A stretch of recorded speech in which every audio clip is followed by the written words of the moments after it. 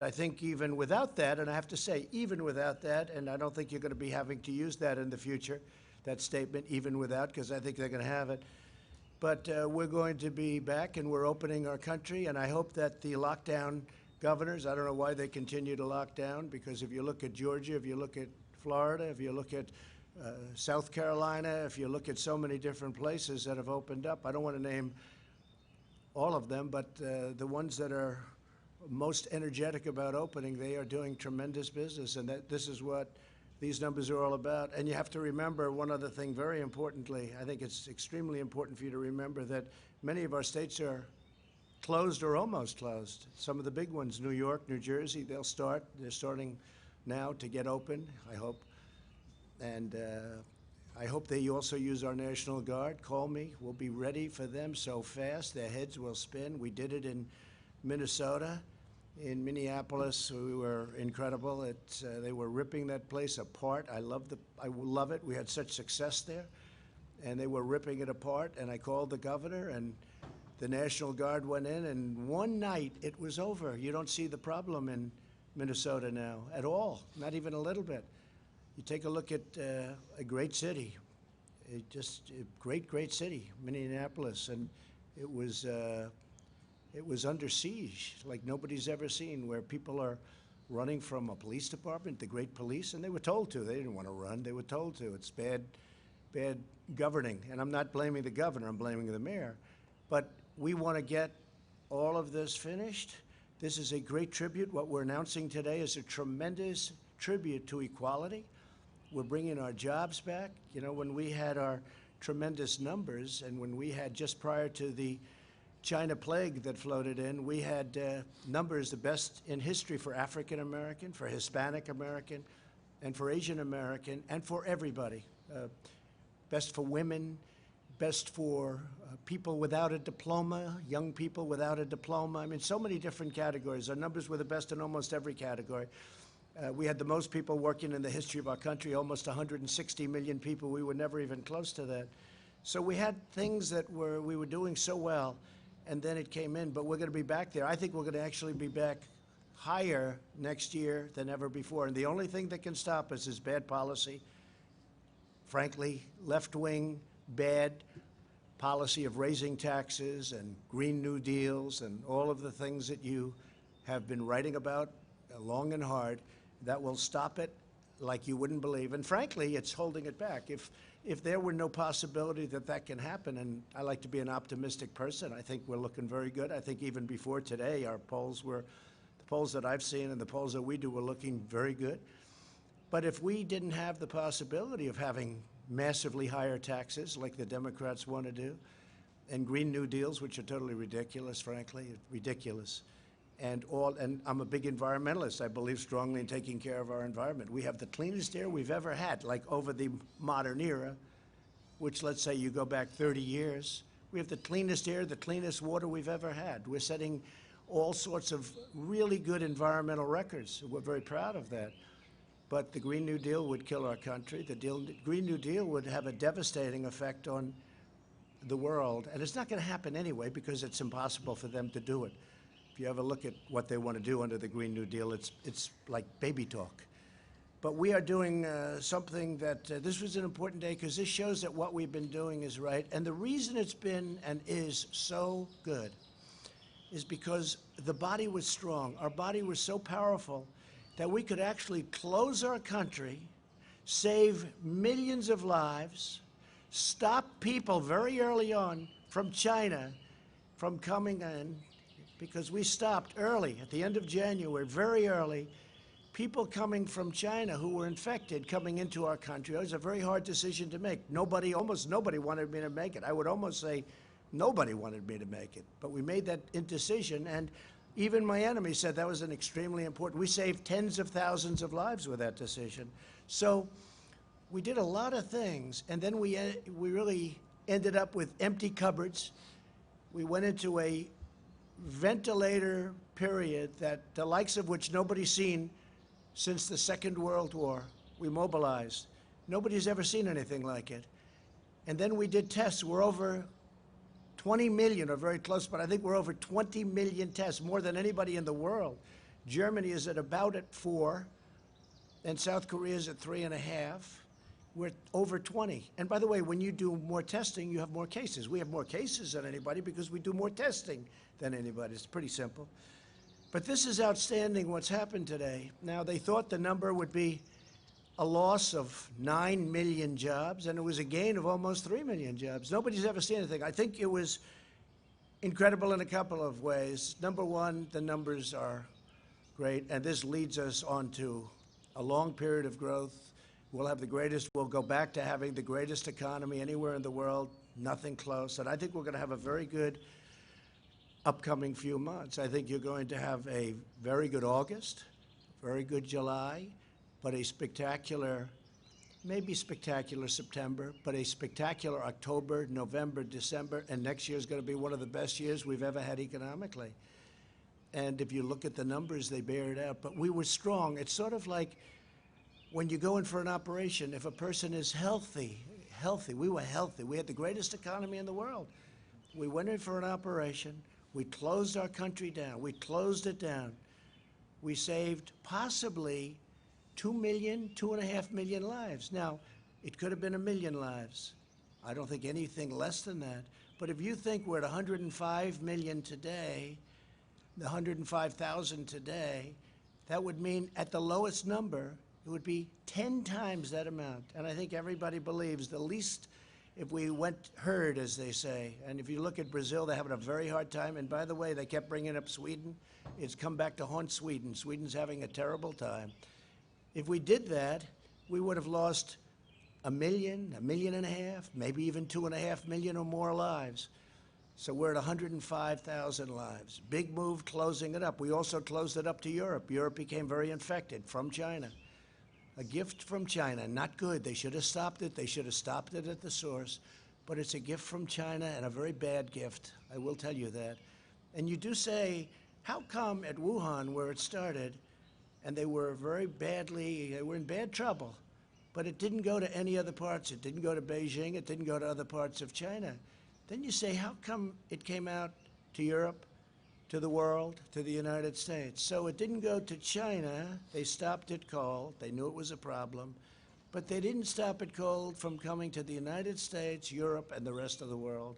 Somebody has to ask these questions, and we'll get down to the answer. You know, we made a great trade deal.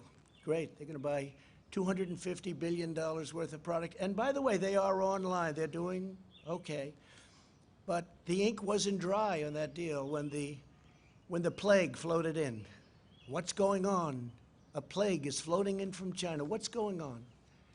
So the ink wasn't dry. So I guess I view the trade deal a little bit differently than I did 3 months ago. It's a great deal. I will say they are buying a lot from us, and in that way I respect.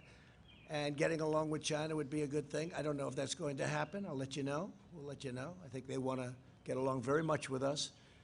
But we built a tremendous thing, a tremendous power platform. So when it got ill, when we had a problem, we were able to cut it off, stop it, just like this. Stop it. Keep everyone inside, keep them away, keep them together, away, uninfected. And we saved millions of lives. And now we're opening, and we're opening with a bang. And we've been talking about the V. This is better than a V. This is a rocket ship. This is far better than a V. A V is wonderful. A V is this. They were talking about, will it be a V, a U, an L? They had no idea. And I was watching one of the shows, and I have great respect for the people. And they said, will it be 9 million in job losses? Will it be, what will be the number be? Will it be, are they going to report record numbers? Will we break 20%? What will the number be? And, you know, I don't know, because we were in, and I don't think we're in that territory anymore, we were in uncharted territory. Nobody's ever had a situation like that. So the number was 9 million, and one of the people was getting, no, I think it's going to be 10 million. That's 10 million negative losses. And then somebody else said, no, we think it's going to be 8.7, 9.2. No, everyone was right around that number. This is great geniuses, and they are. I watch them all the time, and oftentimes they're right. Warren Buffett sold airlines a little while ago. He's been right his whole life, but sometimes even somebody like Warren Buffett, I have a lot of respect for him, they make mistakes. They should have kept the airline stocks because the airline stocks went through the roof today, and others did too. The whole market went through the roof. But they said 9 million job losses, 9 million. It's what going to be. Are we going to break 20%? Are we going to break it? And then the numbers came in, and one of the folks that was reading the numbers said, wow, this is a great number. It's only 3 million job losses. And then reading it and said, you know, I don't think this, I'm not reading this right. Let me look at it again. Oh, wait a minute. This is 3 million gain almost. 3 million jobs gained. And then they shouted out, one of them sort of semi-shouted out, is this a typo? I think it was probably the greatest miscalculation in the history of business shows, talking about Wall Street. And that's okay. But one of the reasons we're in this position is because we had such a strong foundation.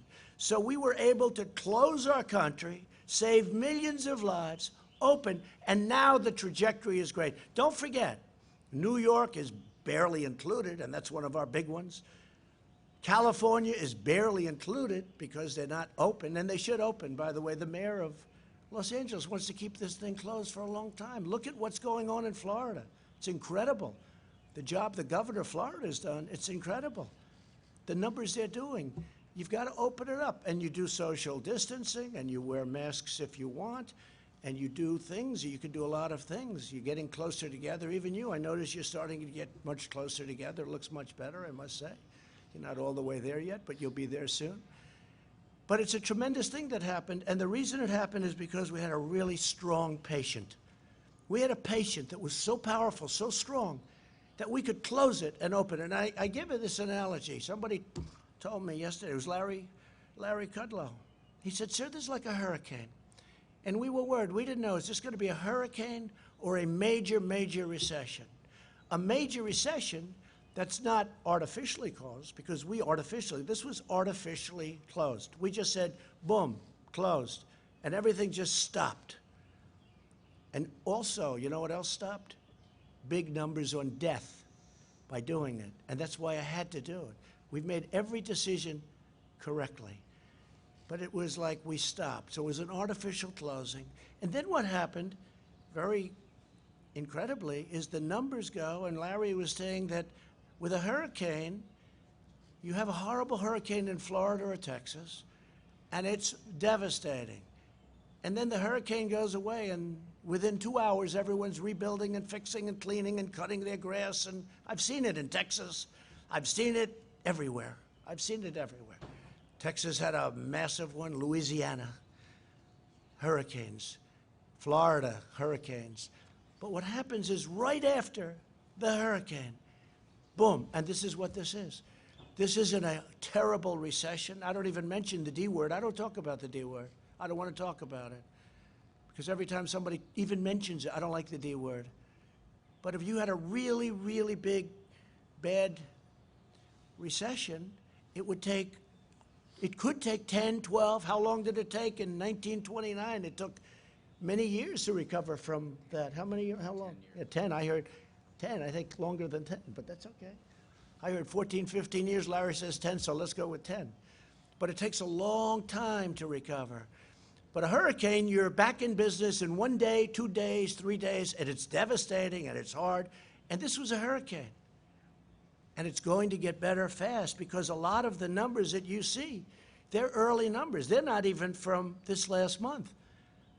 And by the way, speaking of that, you had the greatest 50-day rally in the history of our exchanges. The greatest 50-day rally. And we have a lot of protesters.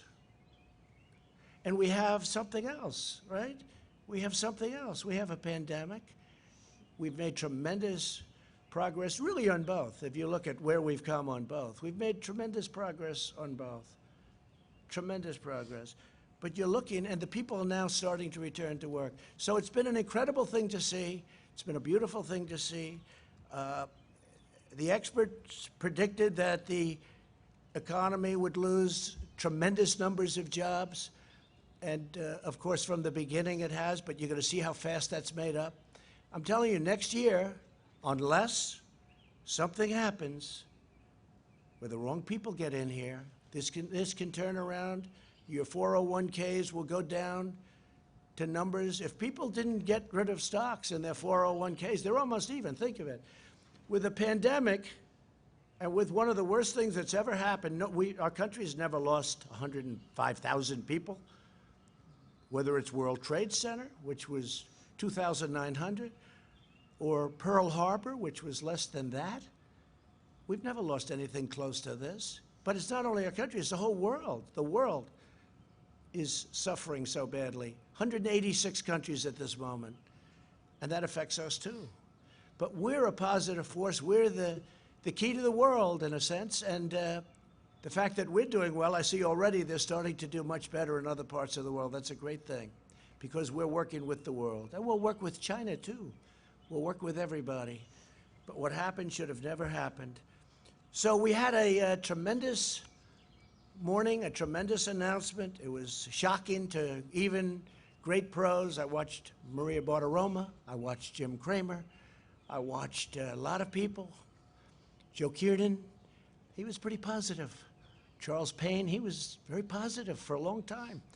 A lot of people got it right. They had confidence in me, they had confidence in this team, and they got it right. I think that's the only thing they could base it on, because we were on uncharted territory. I'd like to just say that renewal, restoration, and recovery of the most vulnerable areas of America is going to be my focus. It's going to be a big focus, because it's taking care of itself, but we have to help that very vulnerable area. They're vulnerable.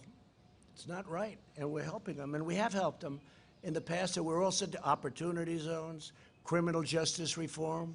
Nobody's ever done for the black community what President Trump has done. Think of it. Historically black small colleges and universities, they would come here for money every year for many, many years. After 3 years, I said, why are you doing this? Why do you keep coming here? They said, because we come. I said, don't you get a long-term deal so you don't have to come?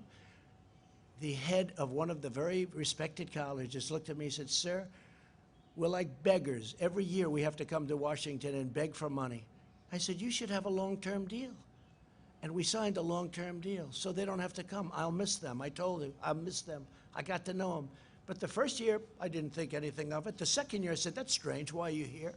And then the third year, not so long ago, the same people, the heads of the historically black small colleges and universities, 44 people, maybe a little more than that, a little less than that sometimes. But after 3 years, I said, what are you doing? They said, the past administration did nothing for us. The administration before that did nothing for that. So I'm going to do it. So we did the opportunity zones with Senator Tim Scott, who's been fantastic. And by the way, it's one of the great unknowns, because the opportunity zones, you don't talk about. It's one of the most incredible success stories ever in terms of the inner cities and in terms of black and Hispanic and Asian unemployment. Opportunity zones, you ought to do some stories about opportunity zones. Billions and billions of dollars of private money are being invested in putting people to work and getting money that they've never made before. So it's been really a terrific thing. It's now time for us to work together as we rebuild, renew, and recover the great promise of America. And that's true. We're going to work together. It'll all work out. It'll all work out. Some governors may need a little help yet, but I think for the most part they're in good shape. We have fantastic military. We have fantastic National Guard. National Guard was barely used.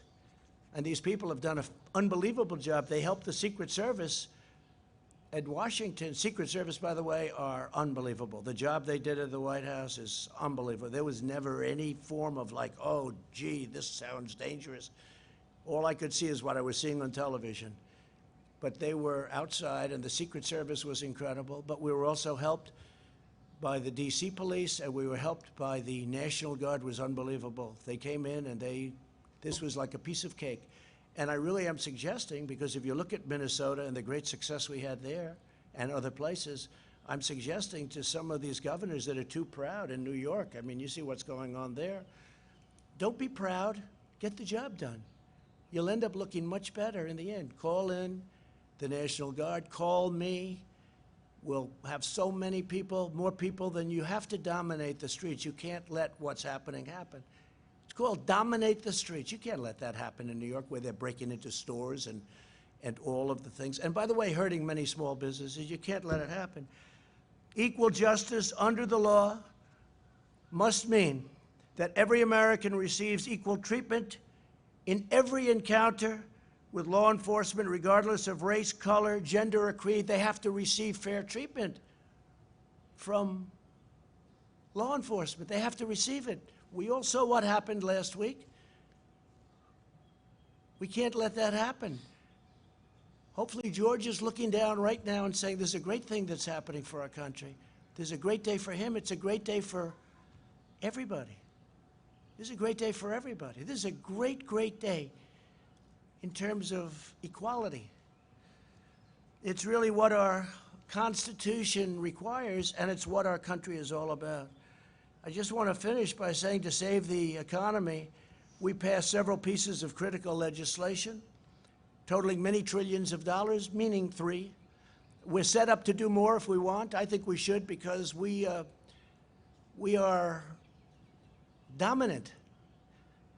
For many years, as a bystander, but somebody that loved government, somebody that loved this country, I would watch and study and see, and just, you know, when I say study, naturally study by watching.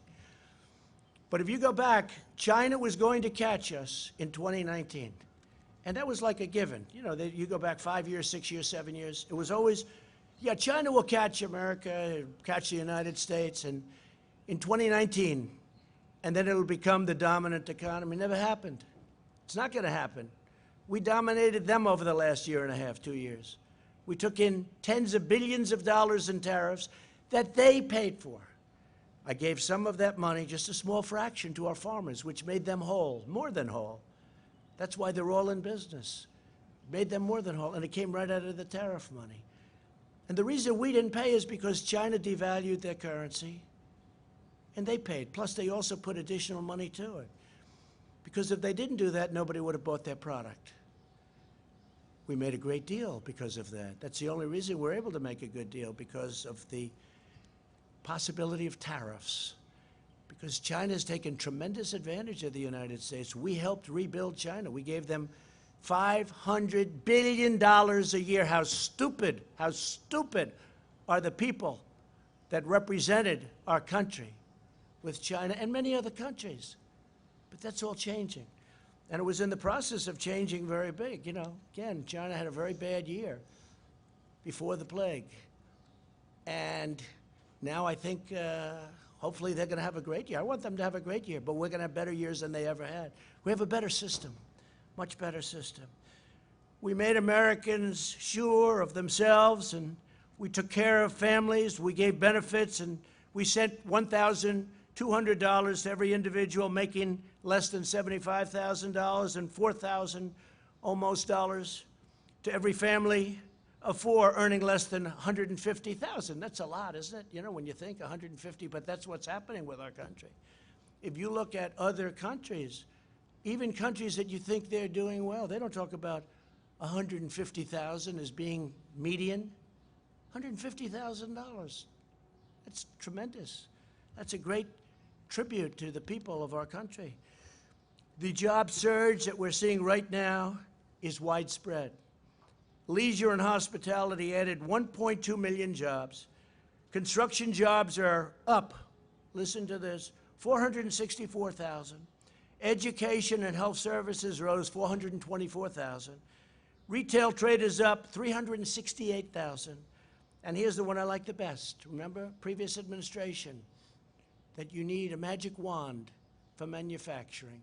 Manufacturing, which we had up to 600,000 jobs prior to the plague, manufacturing rose to 225,000 jobs, up by. So we picked up 225,000 manufacturing jobs. That's very unexpected.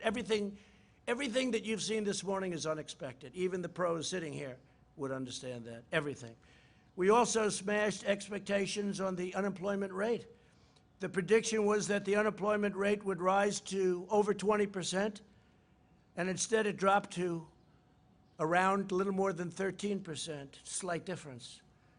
And this time, the greatest comeback in American history. Today is probably, if you think of it, the greatest comeback in American history. But it's not going to stop here.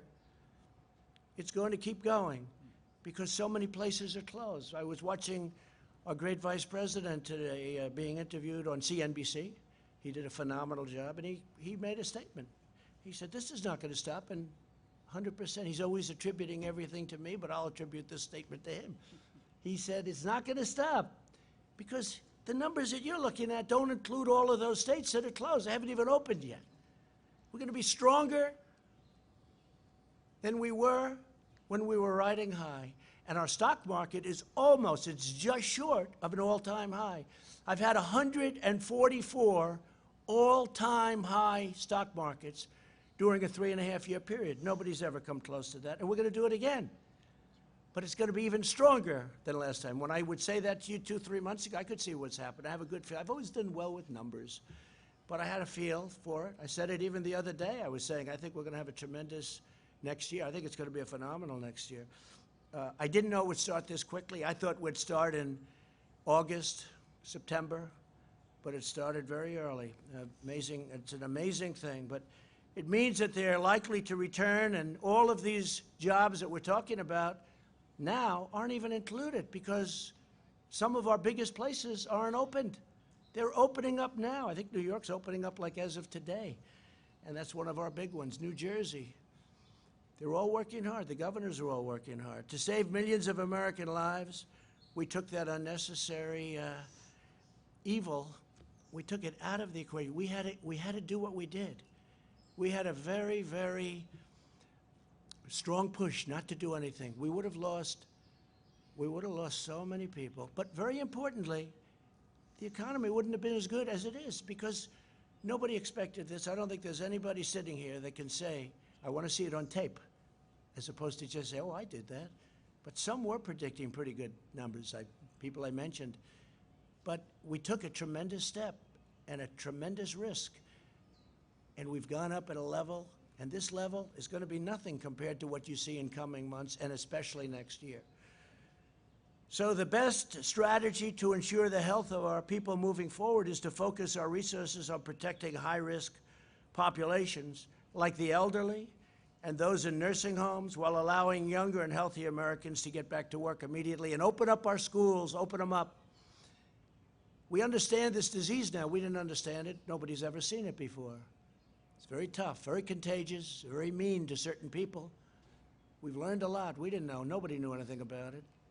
But we learned a lot. And I have to thank everybody for working so hard. Jared and Mike and the task force and all of the people, the admiral, the general. They were saying, oh, you should use admirals. I said, I did. You should use generals. I said, I did. Used them both. We had some incredible people on the task force. The job they did in getting ventilators built by the thousands, we're giving to Nigeria, to France, to Spain, to Italy, to many, many countries, to UK. They're having a hard time. We're giving them ventilators. It's a great thing. I mean, they're very hard to make. They're long-term items. We mobilized. Nobody's ever seen anything like it. Just like the Second World War. There hasn't been a mobilization like this since the Second World War, especially ventilators, because it's hard. It's big, it's complex, very complex machinery, computerized all over the place, and very expensive. And we're building thousands a week. Right now, we're building thousands a week. We have all we can use. No governor, you hear the calls, you listen in on those calls. Frankly, you're invited to if you want, but you do anyway, even if you're not invited. And you see what's going on. Every governor, there's not been one patient in this entire massive country, and we didn't have ventilators when we started. The cupboards were empty. The previous administration left us empty cupboards. There isn't one patient, not one, that needed a ventilator that didn't get one. Think of that. And we're talking about millions of people, big country, Millions of people. Not one person needed a ventilator that didn't get it. So we want the continued blanket lockdown to end for these states. We may have some embers or some ashes, or we may have some flames coming, but we'll put them out. We'll stomp them out. We understand this now. We'll stomp them out, and we'll stomp them out very, very powerfully. So we've made a big step in our comeback. This was always going to be, 3 months ago I said to you, this is a very important period, this June period, because we're going to learn whether or not this is a very big, powerful R word, recession, or whether this is a hurricane that we recover from very quickly. We recover from in a matter of weeks or days. And we've learned.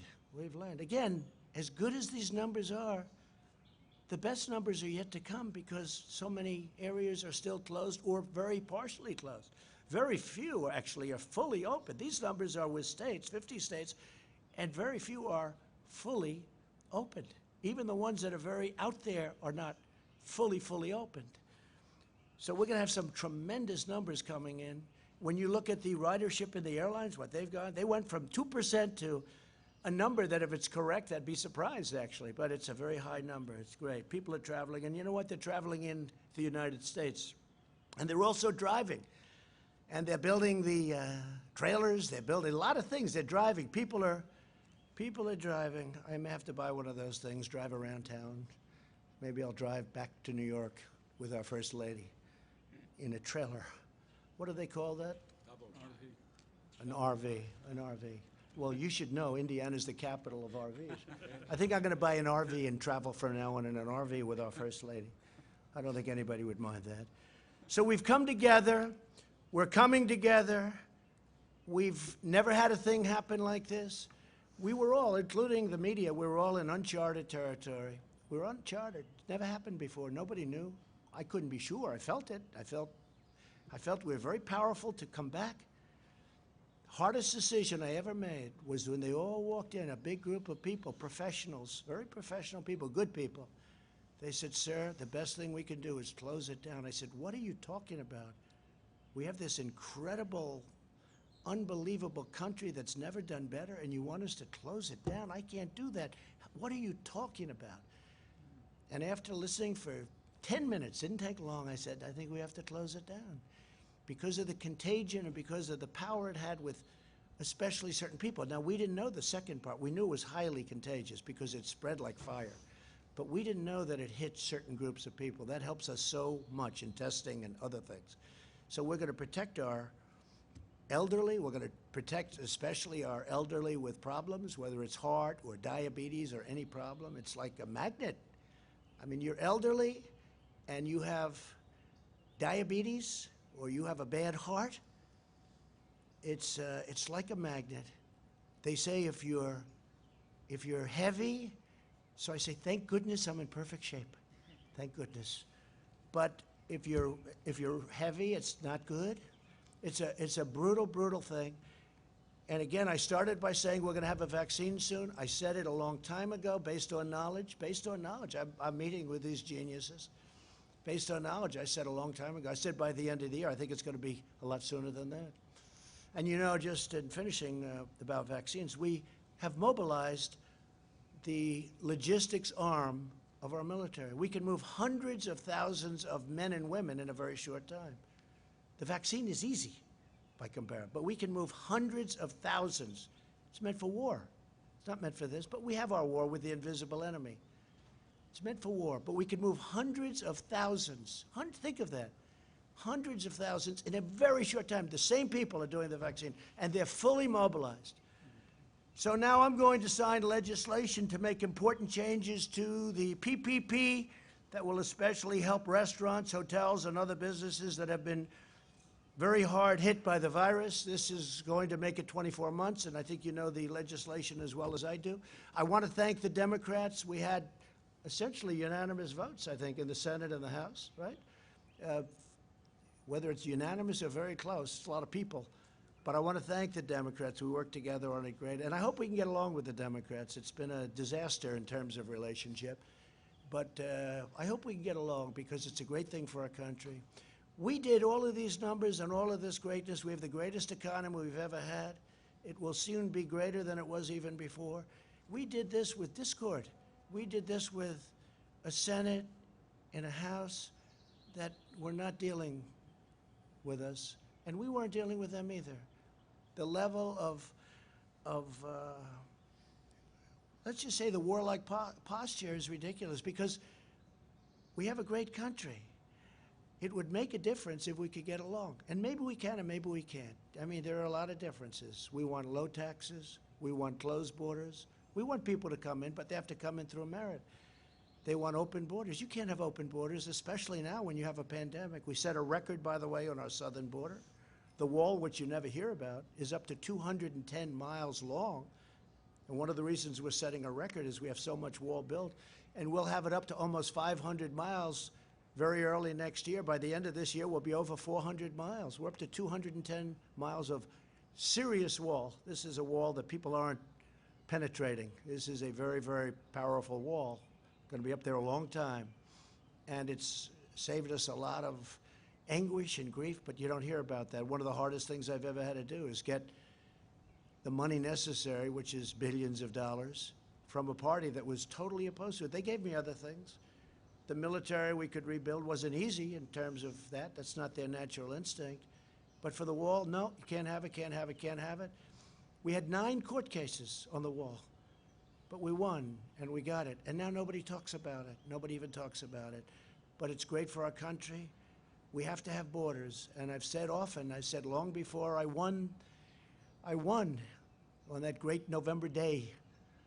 It seems like a long time ago, 2016. I said, if you don't have borders, you don't have a country.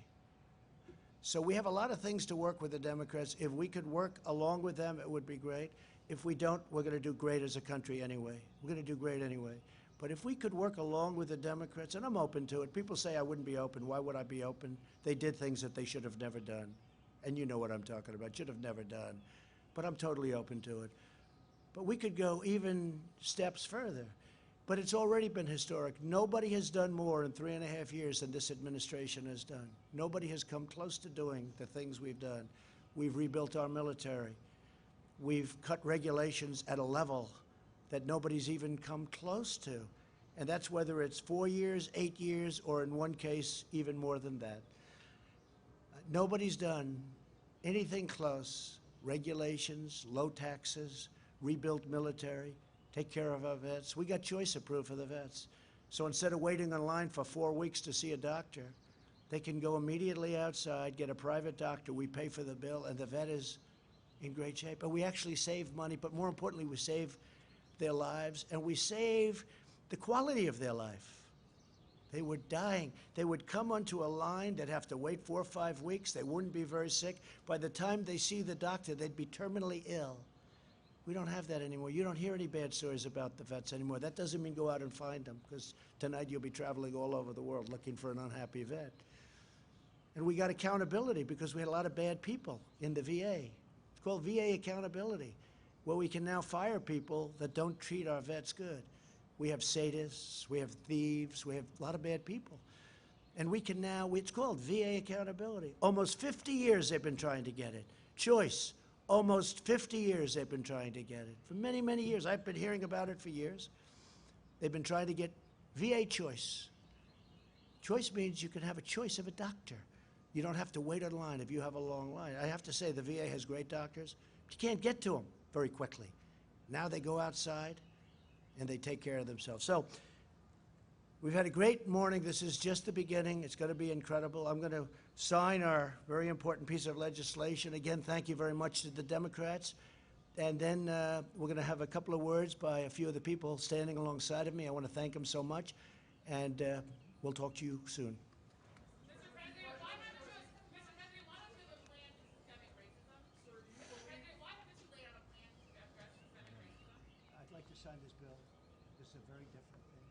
And by the way, what's happened to our country and what you now see, it's been happening, is the greatest thing that can happen for race relations, for the African American community, for the Asian American, for the Hispanic American community, for for women, for everything. What's your Because plan? our country is so strong, and that's what my plan is. We're going to have the strongest economy in the world. We almost are there now.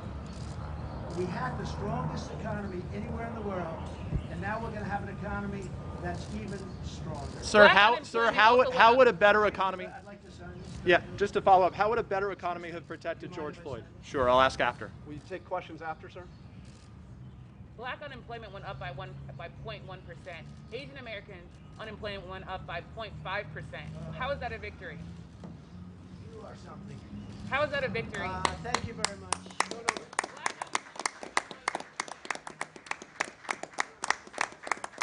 I have to say, though, it's been an honor. This is such a great achievement. Feel so good about it. This is just the beginning. The best is yet to come. Mike, would you say a few words, please? Well, thank you, Mr. President, and today's a great day for America. The American comeback begins today. And, Mr. President, it is a tribute to the strong decisions that you made early on to put the health of America first, from suspending all travel from China to calling on the American people to embrace the kind of mitigation practices to practice social distancing, to endure 45 days to slow the spread. The way you worked in a bipartisan way, we want to thank members of both parties in the Congress for working with us to provide relief for families, small businesses, and enterprises across the country. Today's numbers, historic as they are a testament to the leadership that you've provided, Mr. President, on mitigation, on recovery, and as you directed the White House Coronavirus Task Force. They're also a tribute to the fact that states across the country, now all 50 states, are reopening our country. Even before we came to the end of the 45 days, you directed us to give guidance to state governors and all the states and territories to safely and responsibly reopen. And now all of our states are in the process of doing that. It's remarkable to think that 2.5 million jobs and declining unemployment number actually dates to surveys done in mid-May. Mr. President, it's remarkable that we can see all across the country that that this is a snapshot today of the comeback that was taking place the better part of a month ago.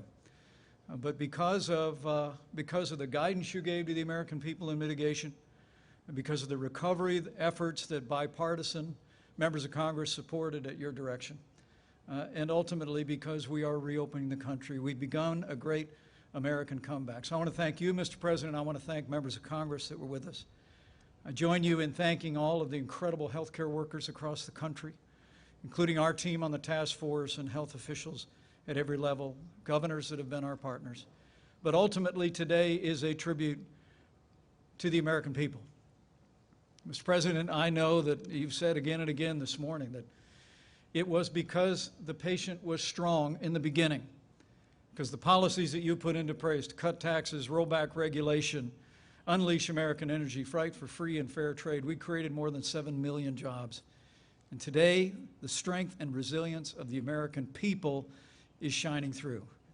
And this is their day. Congratulations, America. The comeback begins. Thank you, Mike. And I think very importantly, because it's a great state and you have so many great states involved with energy, but we had basically a disaster just a month ago. We had a disaster with respect to energy. It was down to zero. It was worthless. And that's 5 million jobs, maybe much more than that indirectly, probably close to 10 million jobs, energy jobs in Texas, and North Dakota, and Oklahoma, and many other states. New Mexico, great state, great energy state it's become. And we saved that industry in a short period of time. And you know who helped us? Saudi Arabia and Russia. And then we got Mexico to do what they really had to do. And I want to thank the president of Mexico. He was terrific. In the end, he was terrific. But we saved the energy industry. That would have been catastrophic to lose it. And now it's up to almost $40 a barrel. And people would have said that's impossible. But we got Saudi Arabia, Russia, and others to cut back very substantially. OPEC plus. We call it OPEC plus. But they were the leaders. And we appreciate that very much. Could I ask Kevin and Larry to say a few words, please?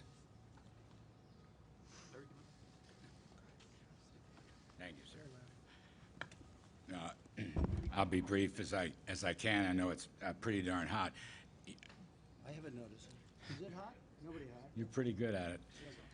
So preceding this number were a number of green shoots, as we call them in economics or finance. And as the President has mentioned, things like Apple mobility, traveling indexes, the housing applications for new homes are skyrocketing. New businesses and new business applications are skyrocketing. So we've seen a lot of pieces of evidence. The key to today's number, 2.5 million payrolls and 3.8 million households from which the unemployment comes.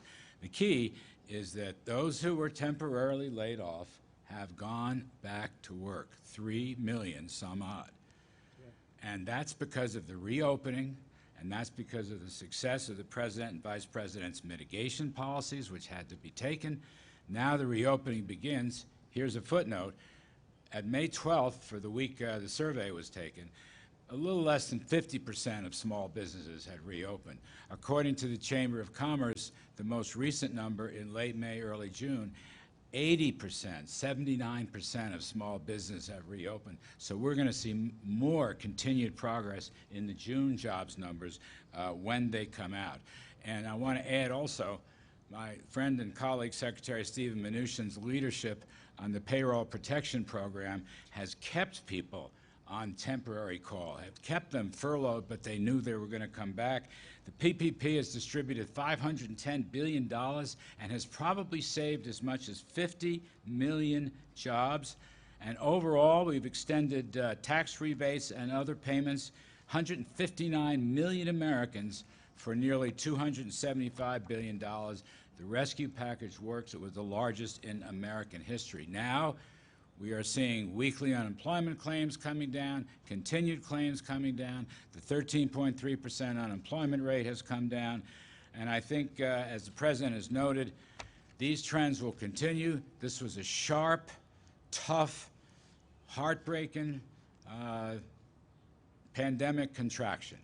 It's not a typical economic contraction. It was like a bad hurricane or a bad snowstorm. There's a lot of heartache in that, and there's a lot of hardship in that, absolutely. But they're sharp and fast, and they recover fast.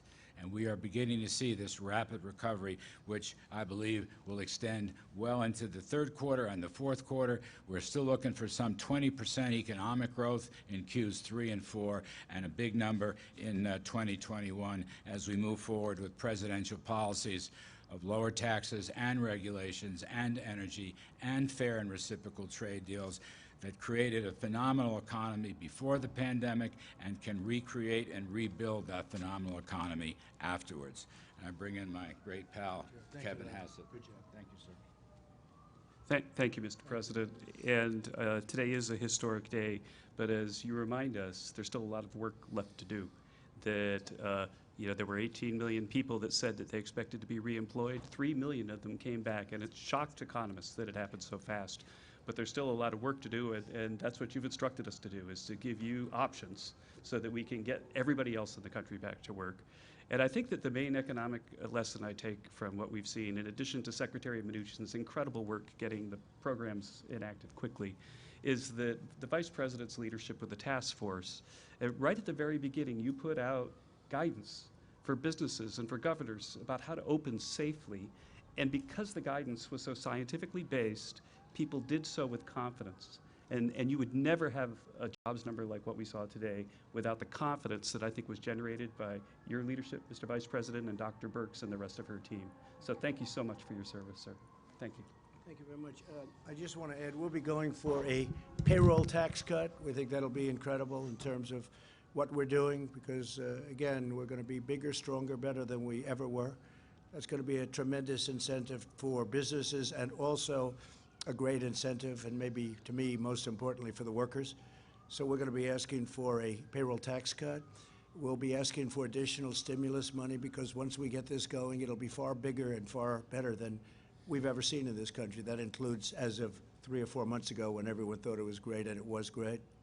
And we're going to be doing things for restaurants and various pieces of the entertainment industry, which will be an incentive, whether it's deductions or whatever, but Steve Mnuchin's going to be working on that because the restaurants will be a little bit harder to come back. Although I must tell you, Mike, I've seen some tremendous numbers from restaurants.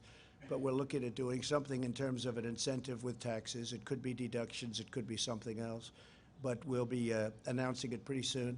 But we will be asking, despite the numbers and how good they are, because we will be so far ahead of everybody else if we do what we're doing. Our borrowing cost now is 0, so we're paying no interest, which is very good. And I just want to thank everybody. I'd like to ask Steve Mnuchin to say a few words, please. Thank you, Mr. President and Mr. Vice President. And again, I want to especially thank the Senate and the House for working with us in another example of overwhelming bipartisan support that is helping American business and American workers. Mr. President, this legislation is a direct result of you invited in leaders from the restaurant industry and the hotel industry. These are two areas that have been especially hard hit. The restaurants' #1 ask was extending the PPP for 24 weeks, and this legislation delivers on this. So it is great to see the $500 billion that we've put to work in small business make its way into the economy, and now you see it in these numbers in them bringing more people back to work. So not only did this save jobs, but we now see people coming back to work, and we look forward to working with Congress on bipartisan issues to make sure we get every American back at work that was unfortunately laid off as a result of this virus. Thank you. Thank you very much.